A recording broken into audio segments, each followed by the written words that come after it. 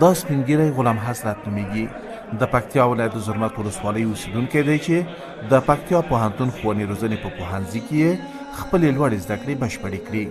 نوموړی چې د 80 او 90 کلونو ترمنځ عمر لري، 40 کاله وړاندې یې لیسه پای ته رسولې وه، خو د بېلابېلو سیاسي، ټولنیزو او اقتصادي ستونزو له کبله ورڅخه لوړې زده کړې پاتې وې، چې بالاخره د ژوند په دې پړاو کې چې له یوې خوا بوډا دی او بل لوري ته یې غریبي ده، خپله د لوړو زده کړو د ترلاسه کولو هیله پوره کړه.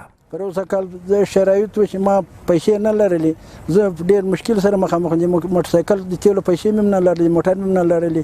زه بایسکل راغلم، 4-5 ورځې امتحان ته بایسکل راغلم، بایسکل مې ما امتحان ورکړ. تقریبا زموږ کور ولسوالي چې ډېر لرې ده، تقریبا په باندې 1 ساعت مزل د زموږ ولسوالي پورې، بیا ولسوالي تر ګردیزه پورې 1 ساعت څه باندې 1 ساعت 1.5 ساعت مزل ده.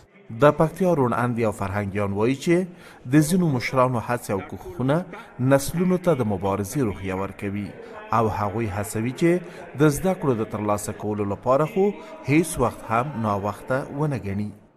نو د دې سړي همت ته زه حیران یم. په 2 لاسي ورته سلام کوم او دا شاعر هغه 2 بیتونه یې په ګوتو راکړل: د لاونګینو د یارۍ د توره ونه لوېدم، لکه د غراب شار له خپله شوره ونه لوېدم. په نیمه لاره کې به پاتې یم بېشکه، خو زه له پښو نه ولوېدم، خو پښو ته ګوره ونه لوېدم. نو په ټول ولس باندې مې غږ دی، توصیه کوم، سپارښتنه کوم چې همدغسې همت په ځان کې پیدا کړئ، تر څو دا کړېدلی ځورېدلی هیواد چې دی دغه په ګډه په پښو سره ودرو.